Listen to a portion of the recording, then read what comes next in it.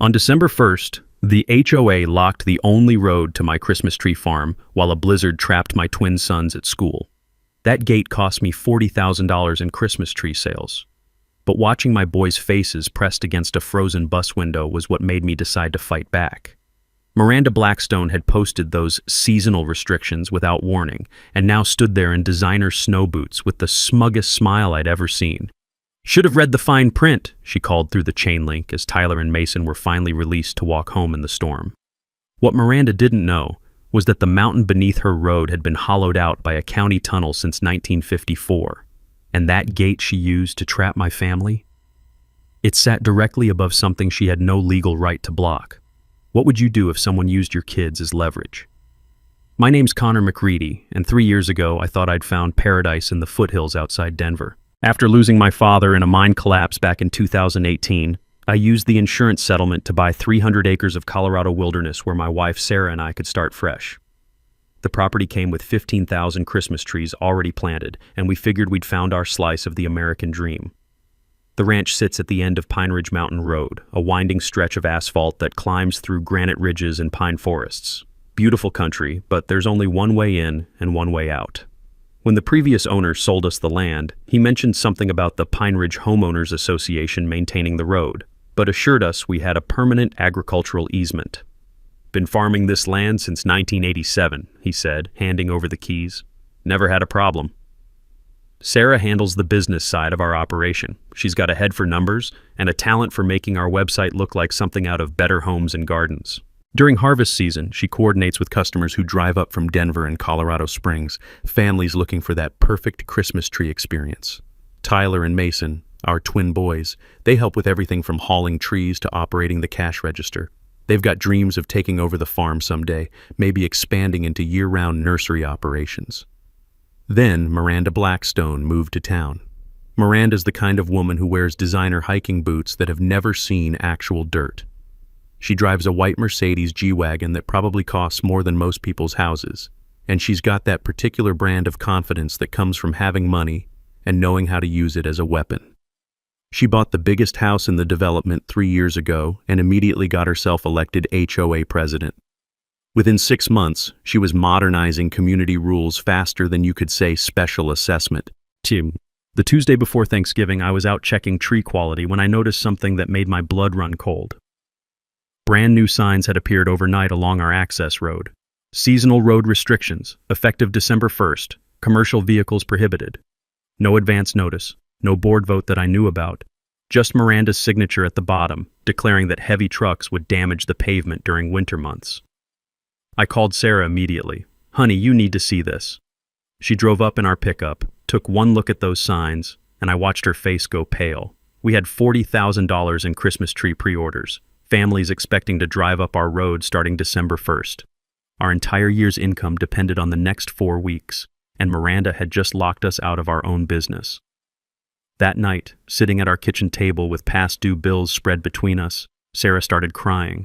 Not the angry kind of tears, but the exhausted, defeated kind that comes when you realize someone with more power than you has decided to destroy your life for no good reason. The smell of her lavender perfume mixed with the pine resin that's permanently embedded in my hands from handling trees all day. Outside, I could hear the rumble of a distant logging truck making its way down the mountain, a sound that would soon be forbidden on our road. "What are we going to do?" Sarah whispered. I reached into my pocket and pulled out my father's old brass compass, the one thing I'd salvaged from his mining gear after the accident. The weight of it in my palm always helped me think clearly, reminded me that some problems require going around instead of going through. "I'm going to do what I do best, honey. I'm going underground." What I didn't tell her that night was how the idea of being trapped underground again made my chest tight with the kind of panic that had haunted me since Dad's accident. But sometimes you've got to face your fears to protect your family. The next HOA meeting was held in the community center, a cedar-sided building that Miranda had somehow convinced everyone needed a $30,000 renovation the year before. I walked in to find about 20 homeowners scattered across folding chairs, and Miranda standing at the front with a PowerPoint presentation already loaded. "Before we address tonight's concerns," she announced, clicking to her first slide, I want to remind everyone about the importance of maintaining community standards and safety protocols. The slide showed photographs of tire tracks on asphalt, deep grooves that looked like they'd been made by heavy machinery. According to Miranda, these were examples of damage caused by my delivery trucks. Connor McCready's commercial operation has been systematically destroying our road infrastructure, she continued, her voice taking on that particular tone politicians use when they're lying with confidence.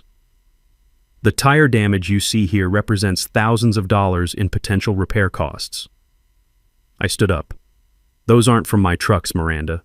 My heaviest vehicle is a Ford F-350 and, Mr. McCready, she interrupted, several residents have expressed concerns about your mental state following your mining accident. Perhaps this isn't the time for emotional outbursts.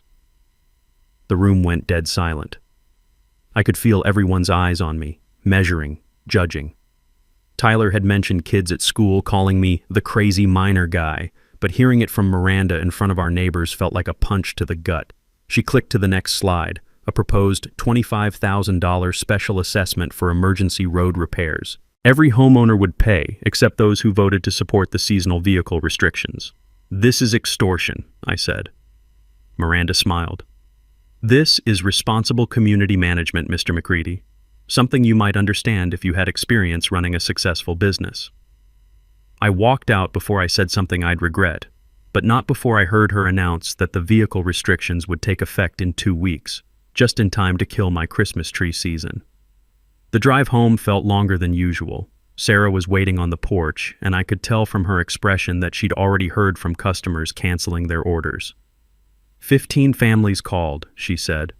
Word's getting around town that we might not be accessible during harvest season. We just lost another $15,000 in sales.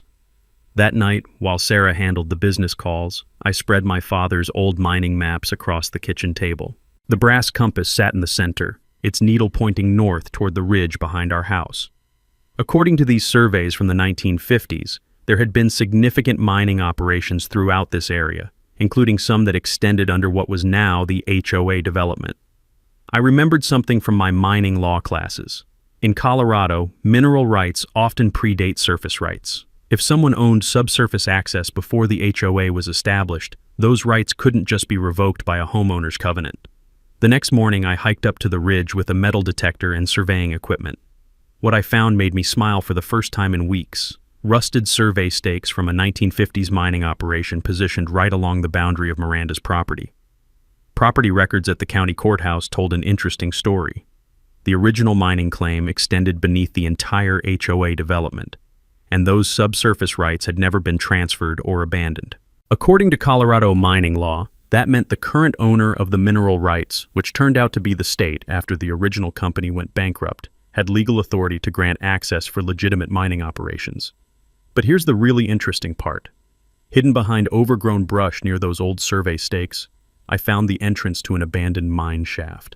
The wooden supports looked solid enough, and my flashlight beam revealed a tunnel that disappeared into the mountain. I touched Dad's compass in my pocket and made a decision that would change everything. Miranda wants to play underground games with a guy who spent 20 years in holes? I muttered to myself as I examined the mine entrance. Rookie mistake, lady. The tunnel was wider than I'd expected, clearly designed for moving heavy equipment. More importantly, according to my calculations, it ran directly under the HOA road system. If I could prove this was part of a legitimate mining claim, I might have found our way around Miranda's blockade. When I got home that evening, Sarah was sitting at the kitchen table with a stack of cancellation emails. How bad is it? I asked. Bad. But Connor, there's something else. Tyler came home from school with a black eye. Kids are saying you're unstable, that the mine accident affected your brain. The metallic taste of anger filled my mouth, but I forced myself to stay calm.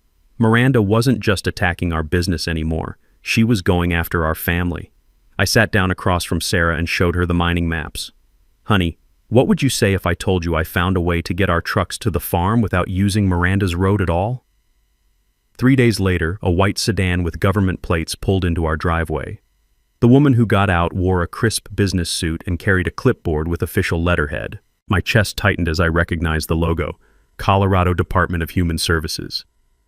Mr. McCready, I'm Janet Wilson, Child Protective Services. We've received reports about unsafe working conditions involving minors on your property. I invited her inside, trying to keep my voice steady. What kind of reports? She flipped through her paperwork. Allegations that you're involving your children in dangerous mining activities. Specifically, that you're exploring unstable underground areas and exposing Tyler and Mason to cave-in risks. Sarah appeared in the doorway, and I could see the fear in her eyes. We both knew what this meant. Miranda wasn't just trying to destroy our business anymore. She was coming after our kids.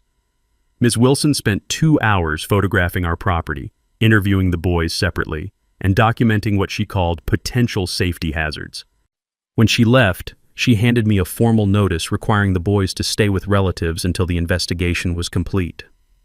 That night, we drove Tyler and Mason to Sarah's sister in Denver. Watching them pack their bags, seeing the confusion and fear in their 14-year-old faces, made something harden inside my chest. "Dad, are we in trouble?" Tyler asked as I loaded his suitcase into the truck. "No, son, but someone's trying to make it look like we are." "Is it because of the mine thing?" Mason added. "Kids at school say you're obsessed with digging holes." I knelt down to their level. "Sometimes adults use rules as weapons. What I'm doing isn't dangerous. I'm trained for this work. But I need you guys to trust me while I fix this problem." After dropping them off, Sarah and I drove home in silence. The house felt enormous without the boys' voices echoing through the rooms. The next morning, I made a decision. If Miranda wanted to call my mining work dangerous, I'd show her what real mining work looked like. I spent the day setting up proper equipment: industrial ventilation fans, LED lighting systems, structural timber for supports. This wasn't going to be some amateur exploration. I was building a permanent tunnel using every safety protocol I'd learned in 20 years underground. The entrance to the old mine shaft was bigger than I'd initially thought. Once I cleared out decades of debris and installed proper ventilation, I could see that this was part of a significant operation. The tunnel extended deep into the mountain, with side passages branching off toward the valley. What really got my attention was a side passage that ran directly toward the HOA development.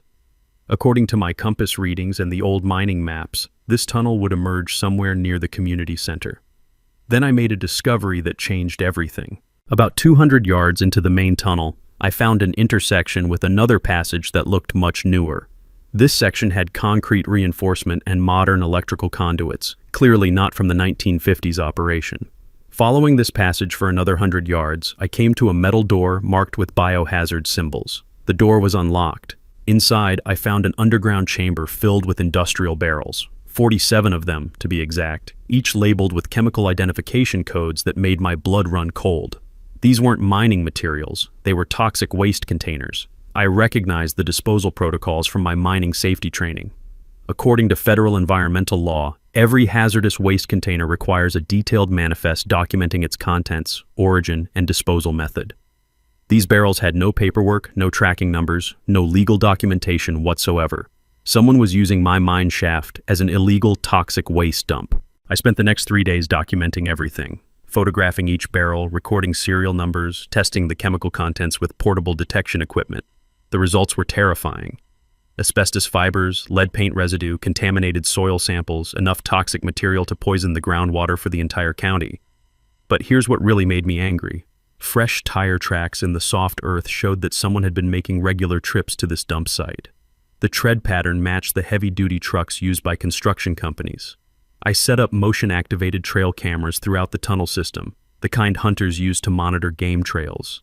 If someone was still using this place for illegal dumping, I was going to get them on video. The whir of ventilation fans echoed through the tunnels as I worked, mixing with the sound of my own breathing. The smell of damp earth and concrete filled my nostrils, along with the faint chemical odor from those storage barrels. When I emerged from the mine that evening, Sarah was sitting on our porch with her phone in her hands. "Tyler called," she said. "He wants to know when they can come home." I walked over and sat beside her, the gritty feel of rock dust still on my skin. "Soon, honey. Miranda thinks she's buried our family, but what she doesn't know is that some people specialize in digging things up." I should have expected Miranda to escalate things, but even I was surprised when the security patrol started. It began with a single guard in a company truck making rounds through the development twice a day. Within a week, there were 3 guards working 8-hour shifts, patrolling the HOA area around the clock. According to the notice Miranda sent to all residents, this was a temporary security enhancement in response to reports of trespassing and suspicious activity. The guards had one job: watch me. Every time I left my property, they followed at a distance. Every delivery truck that approached our road got stopped and questioned. Sarah couldn't even walk to our mailbox without some guy in a uniform asking for identification. Then Miranda played her trump card. On a Thursday morning, a sheriff's deputy showed up at my door with papers, a restraining order requiring me to stay 500 feet away from any HOA property. "This includes the main road, Mr. McCready," the deputy explained. "You can access your property from the back through county land, but you can't use the front entrance." I looked at the legal document. Miranda's signature was right there at the bottom, along with a sworn statement claiming I'd been stalking residents and making threatening gestures toward community members. "Deputy, the only way to access my property from the back involves a 4-mile hike through wilderness area. What about emergency services, fire trucks, ambulances?" He shrugged. "You'll need to work that out with the county. I'm just serving papers." After he left, I called the fire chief. The conversation didn't go well. "Connor, I sympathize with your situation, but if we can't get our trucks to your property, we can't provide emergency coverage. That's a violation of county fire codes." Sarah was standing in the kitchen when I hung up, her face pale. "What does this mean?" "It means Miranda just made our property legally uninhabitable." That afternoon, I watched Sarah carry groceries from her car parked a mile away, walking uphill through the snow with heavy bags in both hands. The sound of her labored breathing when she finally reached the house made me want to put my fist through a wall. But anger wasn't going to solve this problem. Engineering was. I spent that night reviewing the tunnel maps I'd been developing. The main mine shaft connected to a network of passages that extended throughout the mountain. If my calculations were correct, I could reach any point in the HOA development through the existing underground system. More importantly, I'd been reviewing Colorado mining law, and I'd found something interesting. The original mineral rights for this area had never been formally abandoned. According to state records, the mining claim remained active under federal jurisdiction, which meant anyone with legitimate access to the mineral rights could travel through the tunnel system for reasonable mining purposes. Transportation infrastructure definitely qualified as reasonable mining purposes. I started work on expanding the tunnel system the next morning. This wasn't casual exploration anymore. I was building a permanent transportation route using professional mining techniques: steel support beams, concrete reinforcement, industrial ventilation systems. If Miranda wanted to play legal games, I'd make sure my underground access was completely legitimate and professionally constructed. 3 days into the construction, my trail cameras captured something that made my hands shake with rage. At 2:17 a.m., the motion sensors activated, recording video of 3 trucks entering the mine system through a hidden entrance I hadn't discovered. The trucks belonged to Blackstone Development, Miranda's construction company. Over the next 4 hours, the cameras documented her crew dumping barrel after barrel of toxic waste into the underground chamber. I watched the footage 3 times to make sure I wasn't imagining things. There was Miranda herself, dressed in work clothes and a hard hat, directing her crew as they unloaded unmarked containers. The timestamp showed this was happening while I was legally prohibited from being within 500 feet of HOA property. But here's what really got me. The trucks were accessing the mine through Miranda's own property. She had a hidden entrance on her land, which meant she'd known about the tunnel system all along. I spent the weekend expanding my own tunnel access, creating a direct route from my property to the main underground chamber. The work helped me think clearly, the familiar rhythm of drilling and blasting bringing back memories of working alongside my father.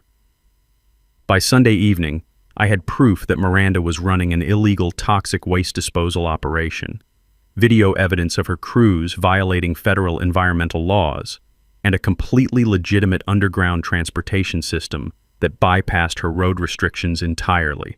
The smell of fresh concrete and timber supports filled the tunnel as I installed the final section of ventilation ducting. The echo of my footsteps mixed with the hum of industrial fans, creating a symphony of progress. When I emerged that night, I found Sarah sitting at the kitchen table with her laptop open. "The boys called," she said. "They want to know when this will be over." I sat down beside her and showed her the tunnel blueprints. "Soon, honey. Miranda's been digging herself into a hole for months. I'm just documenting the depth." The breakthrough came on a Tuesday morning when I was following the main tunnel toward what I calculated should be the area beneath Miranda's development. My headlamp illuminated something I hadn't expected: a metal door marked "Office." authorized personnel only. The door was unlocked, probably because whoever built this place never expected anyone to find it through the old mining tunnels. Inside, I discovered what looked like a preserved time capsule from the 1950s. Filing cabinets lined the walls, filled with documents from the original Pine Ridge Mining Company. But it was the modern edition that made my blood boil, a desk covered with recent paperwork bearing Miranda's signature. The geological surveys told a story that explained everything. According to the original mining company reports, the entire area where the HOA development now sits was classified as catastrophically unstable ground. The mine was abandoned in 1954, not because the ore ran out, but because continued excavation had created what the engineers called an active landslide zone waiting for a trigger event. Miranda's luxury development was built directly on top of this geological time bomb. But here's the really damning part. She knew about it. The modern paperwork showed that Miranda had bribed county geologist Dr. Philip Hayes to falsify soil stability reports during the permitting process. There were copies of bank transfers, email exchanges, and even a handwritten note from Dr. Hayes warning Miranda that continued construction on this site will eventually result in catastrophic structural failure. She'd built 37 luxury homes on land that any competent geologist would condemn as unfit for construction. The toxic waste operation was even worse than I'd thought. According to the manifests I found in her desk, Miranda had been accepting illegal waste disposal contracts from construction companies throughout Colorado. Asbestos from hotel demolitions, contaminated soil from old gas stations, lead paint scrapings from historic renovations, all of it dumped into my family's mine shaft for a fee. 47 barrels containing enough toxic material to poison the underground water system that supplied drinking water to over 10,000 people in the valley below. Each barrel represented a federal environmental crime punishable by up to 5 years in prison and $37,500 in fines. Simple math. That's over $1.7 million in EPA violations, not counting the criminal charges. But Miranda's corruption went deeper than environmental crimes. The financial records showed she'd been systematically stealing HOA funds to finance her development projects. Road maintenance fees that were supposed to fix actual potholes had instead paid for bribes, cover-ups, and toxic waste disposal.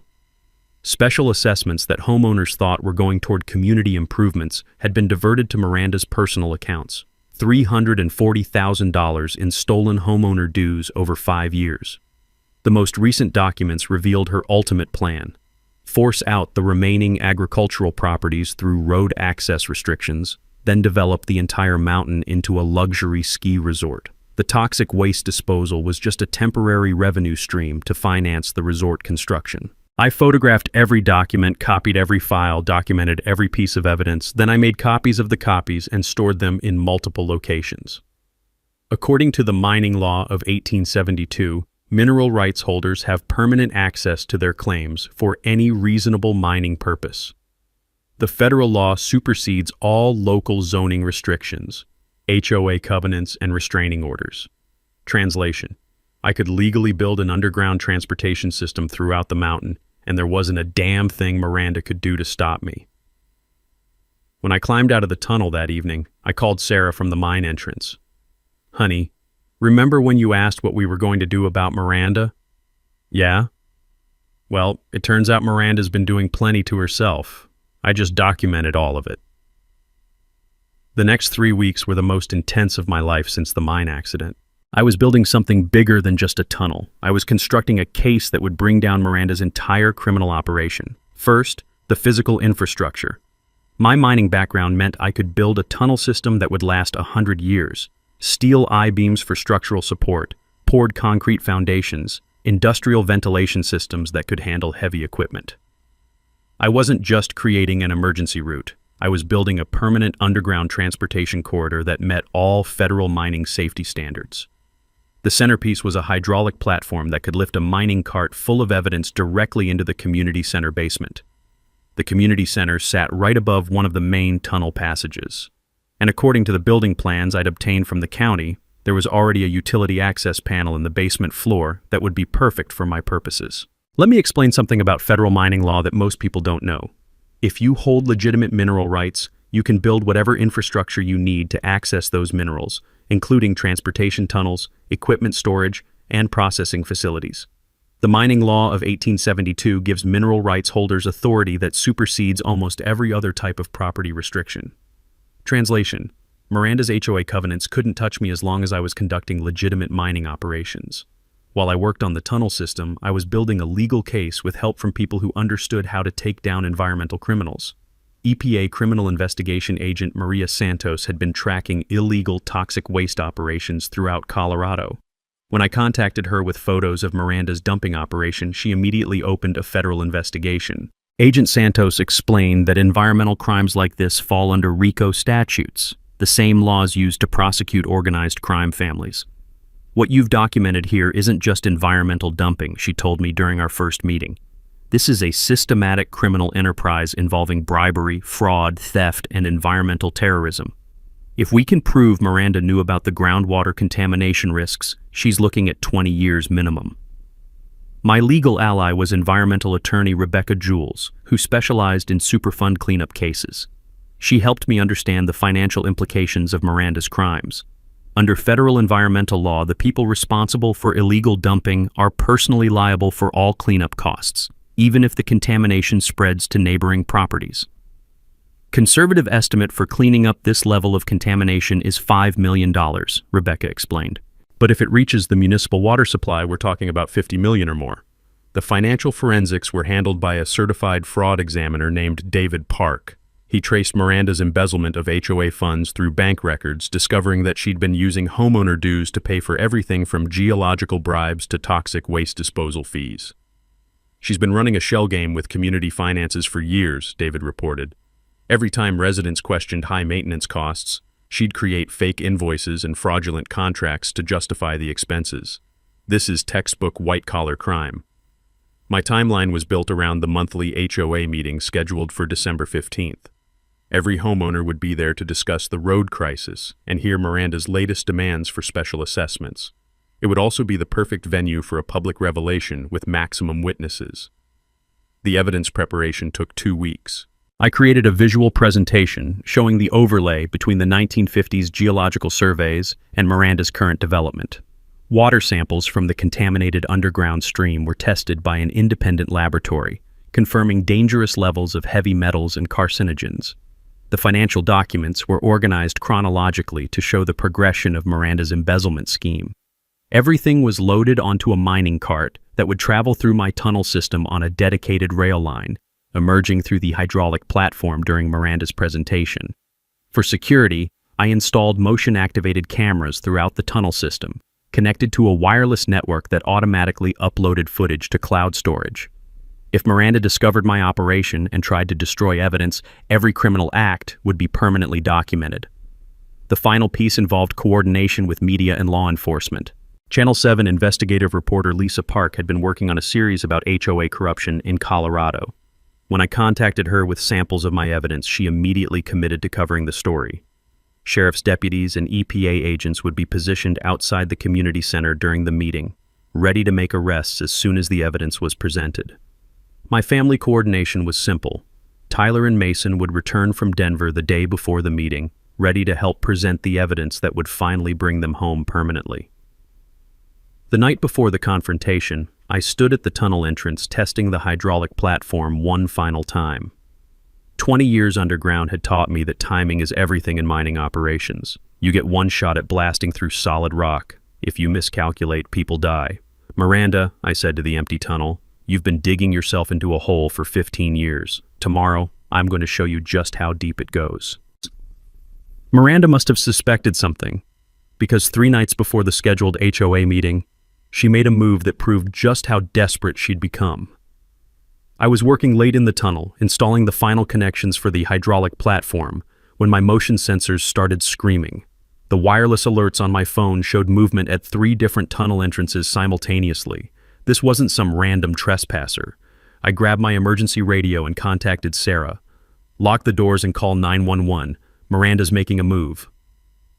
Through my security cameras, I watched a coordinated assault on my operation. Miranda herself was leading a team of 6 men, including 3 security guards and what looked like professional demolition workers. They were carrying mining explosives, the kind used for controlled rock blasting in construction projects. The plan was obvious: blow up my tunnels and bury the evidence of her crimes permanently. What Miranda didn't understand is that a guy who spent 20 years underground doesn't build tunnels without multiple escape routes and comprehensive security systems. As her team approached the main tunnel entrance, motion-activated floodlights illuminated the entire area like a football stadium. Automatic cameras began recording from 12 different angles, uploading everything to secure cloud storage in real time. But here's where Miranda made her biggest mistake. She decided to handle the explosives personally. I watched through the cameras as she placed dynamite charges at what she thought were structural weak points in my tunnel system. What she didn't realize is that I'd designed those tunnels using the same engineering principles we use in major mining operations. They're built to withstand seismic events and controlled blasting. The explosion, when it came, was spectacular. The blast echoed across the entire valley like thunder, shaking windows and houses 5 miles away. But instead of collapsing my tunnels, the explosion triggered something Miranda definitely didn't expect: a massive sinkhole that opened directly beneath her Mercedes G-Wagon. I watched from my security feed as that $80,000 vehicle disappeared into the earth like it was being swallowed by a hungry mountain. The sinkhole was perfectly round, about 15 feet across, and deep enough that I couldn't see the bottom even with floodlights. The ground collapse also did something else. It exposed Miranda's toxic waste barrels to the surface. 47 containers of hazardous chemicals were now visible to anyone driving past, lit up by the automatic floodlights and clearly marked with biohazard symbols. Sheriff's deputies arrived within 10 minutes, responding to reports of an explosion. What they found was Miranda Blackstone standing next to a massive sinkhole covered in rock dust, holding a detonator with enough evidence of environmental crimes scattered around her feet to fill a federal courthouse. The arrest was almost anticlimactic. Miranda tried to claim she was investigating suspicious tunneling activity, but it's hard to explain why you're carrying stolen mining explosives while standing next to a hole full of toxic waste barrels. Sheriff Bradley took one look at the scene and immediately called for FBI backup. Ms. Blackstone, you're under arrest for possession of stolen explosives, trespassing on federal mining claims, attempted destruction of property, and about 15 other things I haven't figured out yet. But here's the twist that made everything perfect. The explosion had been recorded by multiple security cameras, showing Miranda personally placing and detonating explosives on federal mining property. Federal law treats explosives theft and use as domestic terrorism, carrying a mandatory minimum sentence of 20 years. The serial numbers on the dynamite traced back to a construction supply theft from her own development project 3 weeks earlier. So now she was facing federal charges for stealing explosives and using them in the commission of environmental crimes. By morning, the sinkhole had become a media sensation. News helicopters circled overhead, getting aerial footage of the Mercedes buried in the earth and toxic waste barrels scattered around the crater. Channel 7 ran the story as breaking news. HOA president's Mercedes swallowed by sinkhole during mysterious explosion. The explosion also solved another problem. It created the perfect excuse for me to expand my tunnel system for emergency geological assessment. The sheriff actually gave me permission to conduct underground surveys to determine if the area was safe for residents. Mr. McCready, given your mining expertise, could you evaluate whether this sinkhole represents a danger to the community? Sheriff, I'd be happy to conduct a comprehensive underground survey, for safety reasons, of course. That afternoon, while Miranda sat in county jail awaiting federal charges, I was legally exploring every tunnel passage beneath the HOA development, documenting the full extent of her criminal operation. The smell of sulfur from the exposed toxic chemicals mixed with dust from the explosion, creating an acrid cloud that hung over the development like a monument to Miranda's crimes. Homeowners walked around the sinkhole in stunned silence, staring at their HOA president's vehicle buried in the earth. When I called the boys that evening, Tyler asked, "Dad, did you really blow up Ms. Blackstone's car?" "No, son. She did that herself. I just happened to be filming when it happened."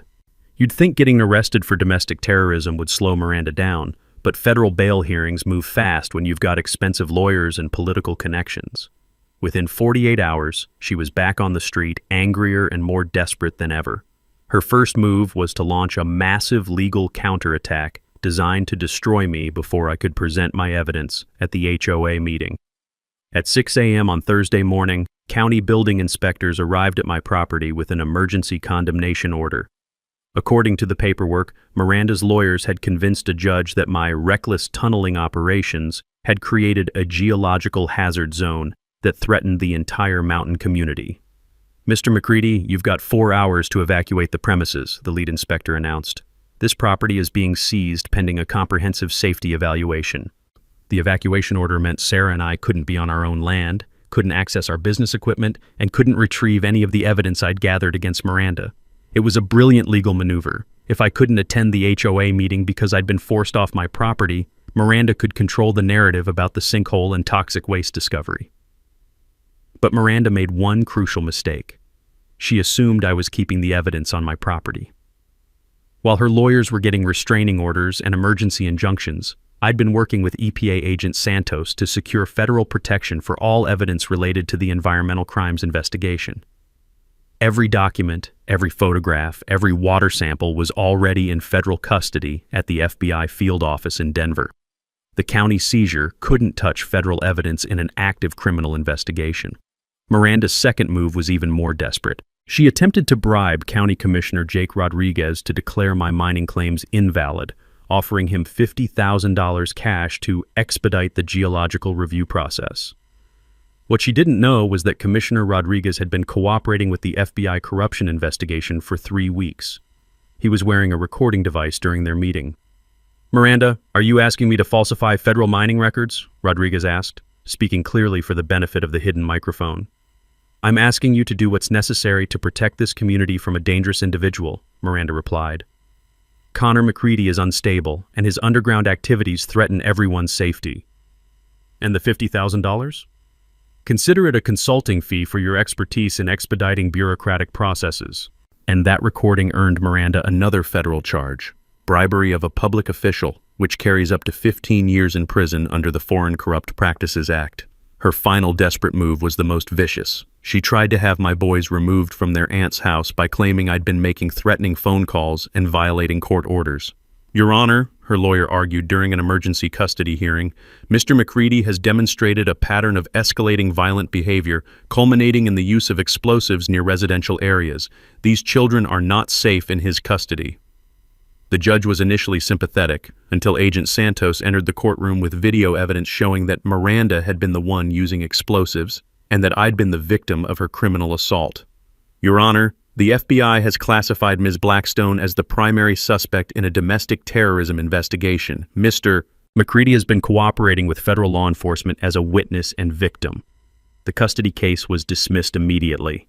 By Friday afternoon, the day before the scheduled HOA meeting, Miranda was facing federal charges for environmental crimes, domestic terrorism, bribery of public officials, and attempted destruction of evidence. Her bail had been revoked, and she was sitting in federal detention awaiting arraignment. But here's where the story gets really interesting. Miranda's lawyers convinced a federal judge to allow her to attend the HOA meeting under armed federal escort, arguing that she had a constitutional right to defend herself against false accusations in a public forum. The judge agreed, apparently believing that public transparency was important in cases involving community corruption. So Saturday evening, December 15th, Miranda Blackstone would be sitting in the community center, flanked by federal marshals, watching me present evidence that would send her to prison for the next 20 years. The irony was perfect. She demanded the HOA meeting to discuss the crisis caused by my dangerous tunneling operation. Instead, she'd be attending her own criminal trial in the court of public opinion, with 200 witnesses and live television coverage. That Friday night, Sarah and I sat in a Denver hotel room, looking at photos of Tyler and Mason that my sister-in-law had sent. The boys were packed and ready to come home, just waiting for the all-clear from federal authorities. "Connor, what if something goes wrong tomorrow?" Sarah asked. I pulled out my father's brass compass and set it on the hotel room table between us. "Honey, I've spent 6 months building the most comprehensive criminal case in Colorado mining history. Tomorrow, Miranda gets to see what 20 years underground taught me about bringing down mountains." The community center had never seen a crowd like this. Every folding chair was occupied, with people standing along the walls and spilling out into the hallway. I counted at least 200 residents, plus county officials, EPA agents, FBI investigators, and enough news crews to cover a presidential debate. Miranda sat in the front row, handcuffed to a federal marshal, wearing an orange jumpsuit that made a stark contrast to her usual designer outfits. Her expensive lawyers flanked her on both sides, whispering frantically and shuffling through legal documents. HOA Vice President Robert Sterling called the meeting to order, his voice shaky with nervousness. Ladies and gentlemen, we're here tonight to address the recent geological incident and determine the future of our community's road access policies. Miranda's lead attorney stood up immediately. Your Honor, Mr. Sterling, my client wishes to address the false allegations that have been circulating regarding her community service. This isn't a courtroom, counselor, Sterling replied. This is a homeowners meeting. That's when Miranda made her final mistake. Despite her lawyer's advice, despite facing federal terrorism charges, despite being handcuffed to a U.S. Marshal, she demanded to speak. Ladies and gentlemen, she announced, rising from her chair as much as the handcuffs allowed, I've served this community faithfully for 3 years. The recent events have been orchestrated by Connor McCready, a disturbed individual who has used dangerous mining techniques to terrorize our neighborhood. She gestured toward the back of the room where Sarah and I were standing. Mr. McCready's reckless tunneling operation created the sinkhole that damaged my vehicle and exposed this community to unnecessary risks. The crowd murmured as Miranda continued her performance. I've dedicated my life to protecting property values and maintaining community standards. What we're witnessing is the revenge fantasy of a man who couldn't accept reasonable restrictions on his commercial operation.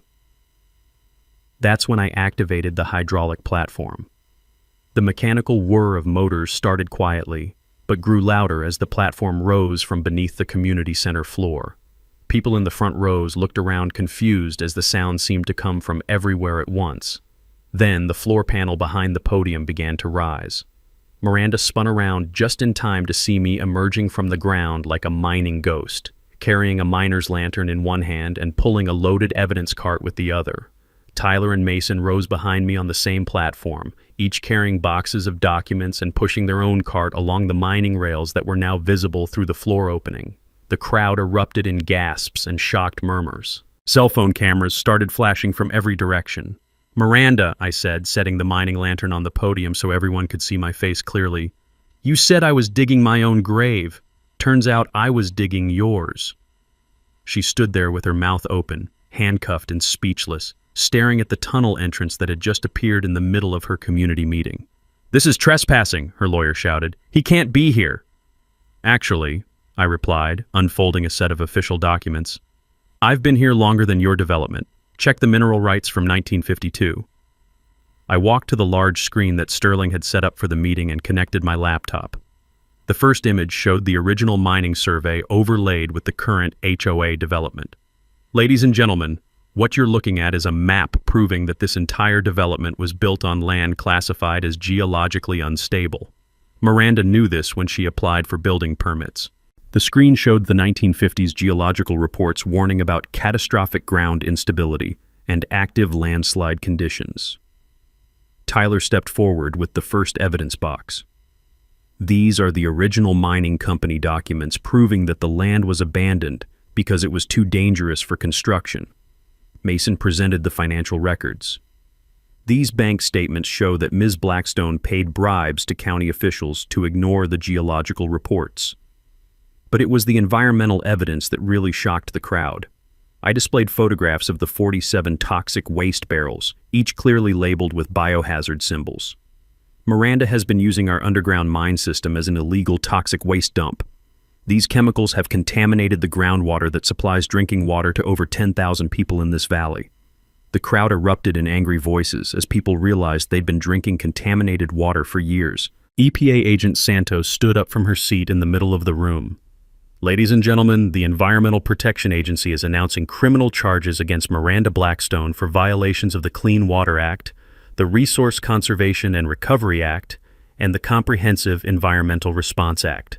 She's facing over $1.7 million in fines and 20 years in federal prison. Sheriff Bradley stepped forward. Ms. Blackstone, you're under arrest for additional charges of environmental terrorism, bribery of public officials, theft of public funds, and conspiracy to commit environmental crimes. As the handcuffs clicked, Miranda looked directly at me. This isn't over, Connor. Yes, it is, Miranda. Some holes are too deep to climb out of. The aftermath moved faster than anyone expected. By Christmas morning, Miranda Blackstone was sitting in federal detention awaiting trial on 17 felony charges. Her development company was bankrupt, her assets frozen by federal authorities, and her entire criminal operation completely dismantled. The EPA designated the mine site as a federal Superfund location, triggering a comprehensive cleanup operation that would take 3 years and cost over $5 million. Every penny would come from Miranda's seized assets, including her house, her business properties, and her infamous Mercedes, which was eventually pulled from the sinkhole and auctioned to help pay for environmental remediation. Tyler and Mason came home 2 days before Christmas, just in time to help us restart our tree harvest. With Miranda's road restrictions permanently lifted by federal court order, customers started returning immediately. Sarah's phone rang constantly with families wanting to support the Christmas tree farmer who took down the corrupt HOA president. We sold every tree on the property. The financial settlement exceeded our wildest expectations. Federal court ordered $340,000 in restitution for the stolen HOA funds to be distributed among all affected homeowners. Our family received an additional $200,000 in environmental damages, plus guaranteed legal protection for our agricultural operation in perpetuity. But the real victory was watching our community heal. The HOA was formally dissolved by unanimous vote, replaced by a simple county-managed rural improvement district. Road maintenance became a county responsibility, funded by standard property taxes instead of arbitrary special assessments.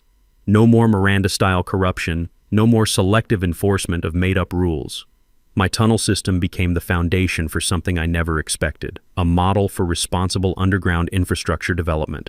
The Colorado School of Mines sent graduate students to study my engineering techniques, particularly the integration of environmental monitoring with traditional mining methods.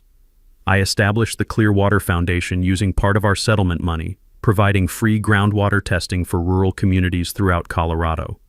The foundation's motto, printed on every test kit, reads, "When corporations bury environmental crimes, citizens have the tools to dig up justice." Every summer, Tyler and Mason run educational programs teaching local kids about geology, environmental science, and community activism. They've become minor celebrities at school, known as the kids who helped their dad defeat toxic waste dumping with mining engineering. The annual Mining Heritage Festival brings thousands of visitors to our mountain community each September. Families tour the tunnel system, now equipped with proper lighting and safety railings, learning about both historical mining operations and modern environmental protection. Miranda's final sentencing hearing took place 18 months later. Federal Judge Patricia Williams handed down the maximum penalty: 22 years in federal prison, $5 million in environmental fines, and permanent disbarment from any HOA or property management activities. "Ms. Blackstone," Judge Williams said, "you systematically poisoned an entire community's water supply for profit. You stole from your neighbors, bribed public officials, and attempted to destroy evidence using explosives. This court finds your crimes represent a profound betrayal of public trust." During victim impact statements, 43 homeowners testified about the financial and emotional damage Miranda's corruption had caused their families. When it was my turn to speak, I kept it simple. "Your Honor, Miranda Blackstone tried to bury my family's livelihood. Instead, she buried herself under the weight of her own crimes. Justice has been served." Today, our Christmas tree farm is more successful than ever. Sarah has expanded into year-round nursery operations, and we're planning to pass the business to Tyler and Mason when they finish college. Both boys have been accepted to the Colorado School of Mines, with full scholarships from the Clearwater Foundation. The tunnel entrance beneath our property has been converted into a root cellar for storing harvested vegetables. The mining cart rails now transport organic produce instead of evidence of environmental crimes. But we've kept the original tunnel system intact, maintained and monitored as a reminder that sometimes the best way to solve problems is to dig deeper than your opponents expect. Before I close this story, I want to ask you something. Have you ever dealt with HOA corruption or environmental crimes in your community? Drop a comment about your worst HOA nightmare. Connor's story proves that even the most powerful bullies can be brought down when ordinary people use their brains, their skills, and the law itself as weapons of justice. And if this story inspired you to believe that David can still beat Goliath, hit that subscribe button for more stories about regular folks taking down corrupt systems using determination, engineering skills, and sometimes heavy machinery. Next week, Karen tried to steal my parking spot for 6 months. She didn't expect my security camera to catch her insurance fraud ring. Thanks for hanging out with us on HOA Stories, where the HOA Karens meet their match. If this story had you cheering or cringing, go ahead and like the video, drop a comment with your reaction, and hit subscribe so you're ready for the next wild HOA tale.